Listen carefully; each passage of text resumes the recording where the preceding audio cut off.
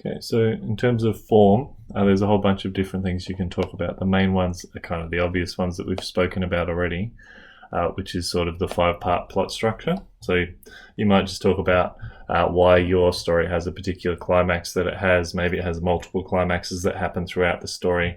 Like if you were to plot your story in a graph in terms of excitement or in terms of events, that might give you the sort of thing that you might want to talk about for form. But if you're trying to extend yourself, you might want to speak about types of narrative, which isn't something we talked about, but it might be useful. So linear narrative is a story that starts at the beginning and ends at the end, obviously.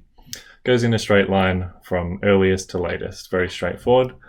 Flashbacks is obviously, you've got a linear and then you're going back in time to things that happened sort of well before the text, well before the linear narrative. Circular narrative usually comes back to the start. So you begin with a sort of a reflection or a strange moment, and then it comes all the way back to the start. This is a lot of really well-known films do this especially. And so at the start you're a little bit disorientated and then you come back around to it later. There's also multiple points of view. So something like Wonder, which you would have studied in Year 7, gives you different perspectives of different characters. And so that obviously is a different type of story, and that it can be linear, it can be chronological, and it can also not be as well. Non-linear narrative is the most random, and it's just sort of different time